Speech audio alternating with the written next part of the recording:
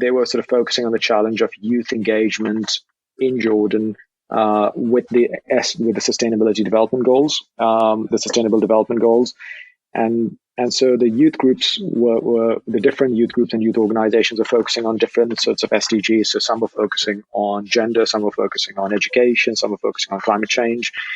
And so they had their own ideas. So a very practical example was one of them was looking at the at toxic masculinity in Jordan around the He for She movement, which was a campaign which was being run by the UN. And they created this game from that workshop, which was around challenging gender norms and gender biases in Jordan. And that game, which was first created in a workshop and paper and then as a technology prototype, is now part of our core offering on Kaya. So we built locally, working with and through those partners. So our role was providing the tools, the design thinking tools, providing simple technologies to make it possible for people who are not very technical to create those kinds of games. And then our role was also to then support, to amplify that local innovation and through Kaya and through promoting it through our social media channels. Can we talk a little bit about, the COVID pandemic and the what Josh Bersin calls the big reset that we're all in right now? How do you think your efforts around innovation before this were helpful? And how do you think about innovating now?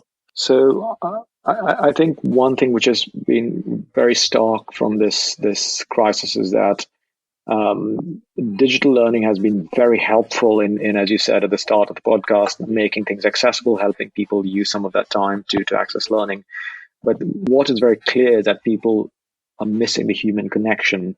What we've been trying to do with innovation, as well as besides sort of trying to co-create locally, is trying to build in more human connection into the online learning experience.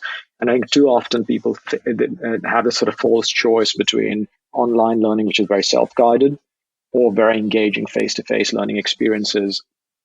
And what we've been trying to do through some of the work particularly on game-based learning, has been to try to create more coaching, mentoring opportunities, more scenario-based experiences where you aren't just experiencing that online learning yourself, but you are experiencing it together with someone. So that's become very clear that's needed, that we need more of that through this current crisis. But also, like other sectors outside of the humanitarian sector as well, that there is clearly a need for skills and capacities to do this kind of really meaningful online learning, which includes a human component to it well. So it's not just about running a webinar where you have a speaker and presenting this out to people. So we've been experimenting with a webinar series, which started a few weeks ago, and we're running one every week now. And so we did a couple of experiments. So we ran the first one where we opened it up for a large number of people and they could interact with Q&A. But then we ran the one we ran today and the one we ran last Friday. We actually allowed the participants to unmute themselves, to engage with each other, to break out into virtual rooms, and to co-create and do some of the stuff I was talking about, which we'd normally do in workshops.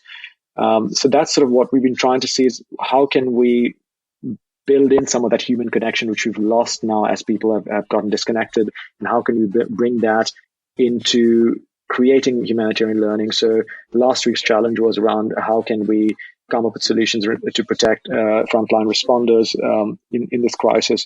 And we had people from Bangladesh, from the Philippines, from the Middle East coming together and co-creating over a Zoom call and using some sort of simple collaboration tools as well. So that I think is going to be our sort of key takeaway from this, is that I think the tools are there, but how are we ensuring that we aren't just creating online learning, which is knowledge based only, but it's also human experience based as well. Yeah, I mean, there's my experience too over the last few weeks is there's just incredible hunger for people to get together in live activities, and our ability to collaborate and engage people is still very, very, very crude.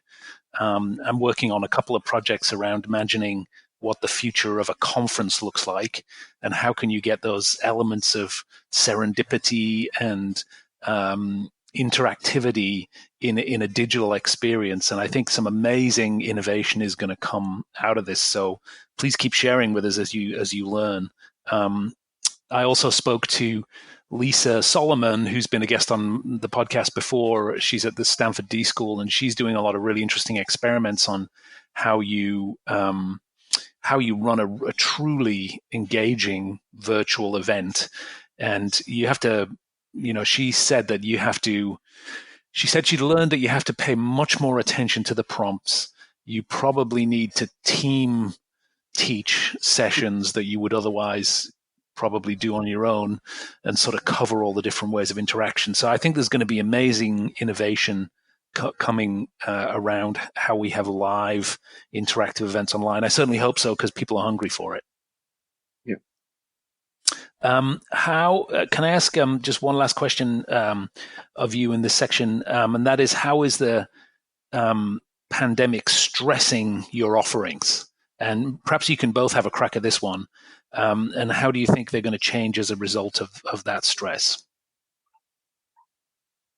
I'll take a first crack, Nick, and then feel free to sort of jump in as well. So I think there's going to be definitely a demand for quite a wide range of sort of content and methodology. So in terms of content, we're looking at the very sort of technical, sort of health related, and how do you respond to various disasters with the additional complexity of working with sort of the constraints that we have with the pandemic. So there's a lot of the technical stuff. How do you do education? How do you health? How do you do water and sanitation? All of these things combined with coronavirus, which makes it very, very complicated. And I think as we're still figuring out the coronavirus and how it affects, so what's going to become very obvious is, from a learning perspective, then you need to be able to be much more responsive. So you can't spend months building out a course. You need to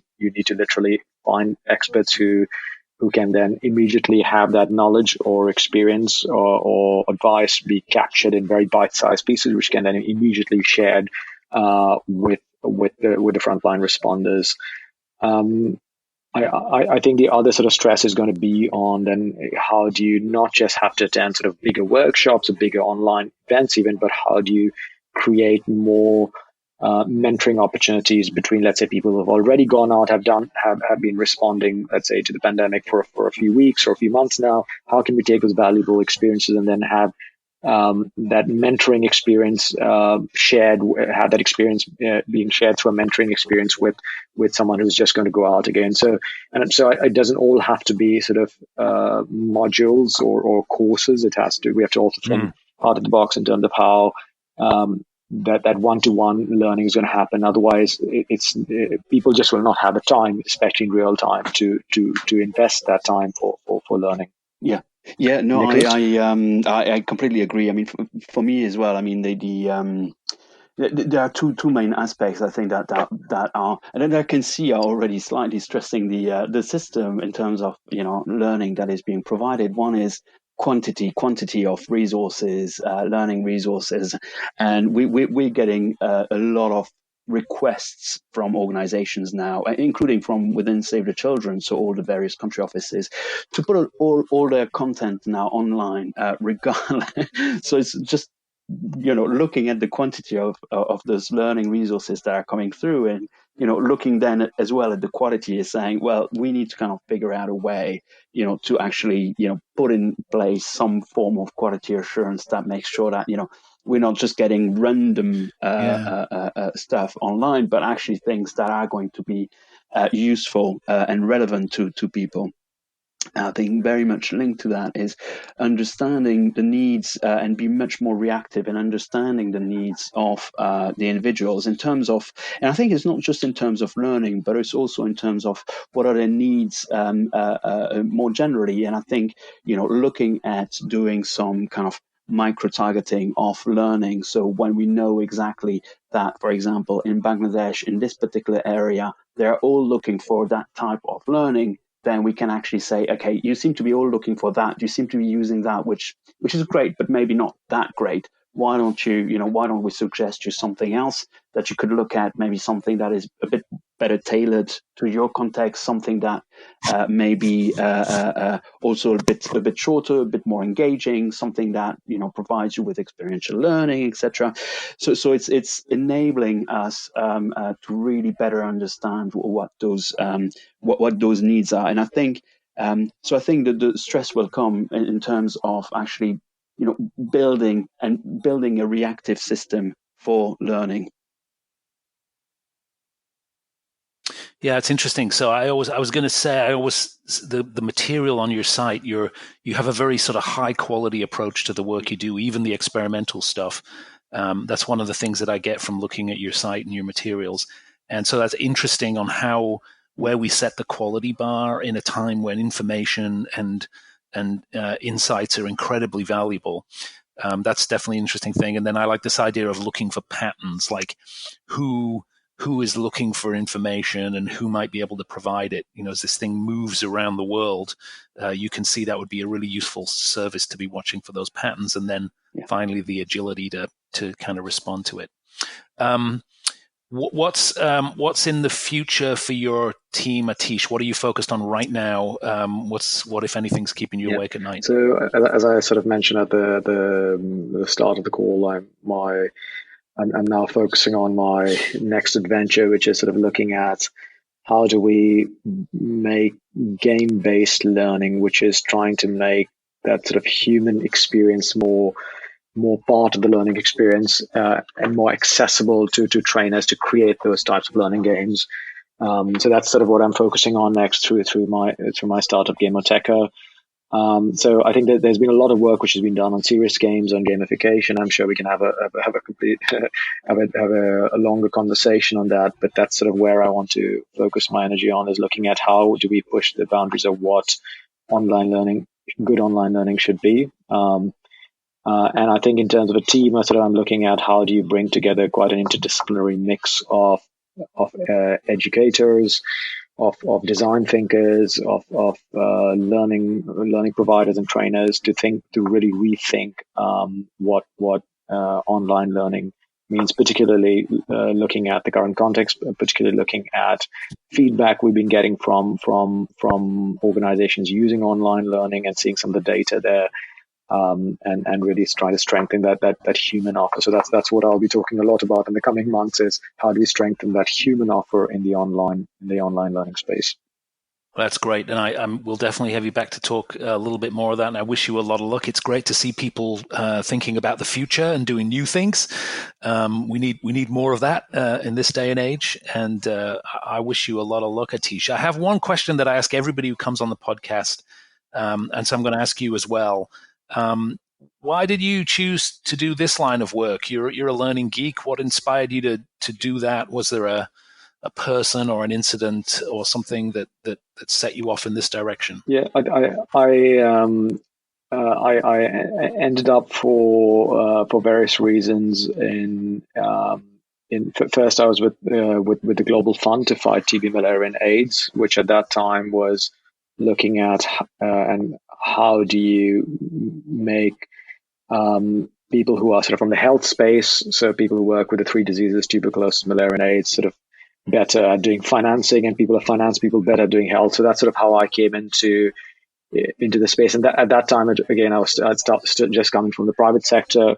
And so the Global Fund was an interesting mix of bankers and private sector people mixed with health people from the WHO. So we were incubated at that time by the WHO. So that was my introduction. Well, it was still sort of a private sector sort of setup, but looking at trying to have social impact. But after that, I've pretty much sort of stayed in the space, either being fully embedded in a humanitarian organization or in a private sector company, which is still working with their foundation. So I think once you see that the impact that you can have with education and with technology, but in the social impact space, and particularly in the humanitarian space, then I guess there's no sort of looking back, and you sort of see the immediate value add and immediate impact that it can have. So it is very motivating. And as part of, let's say, my experience at UNHCR, I also was able to go out on a number of, let's say, emergency deployments, and was out there in the early days of the Syrian crisis, and seeing sort of people who are being literally recruited, young Lebanese professionals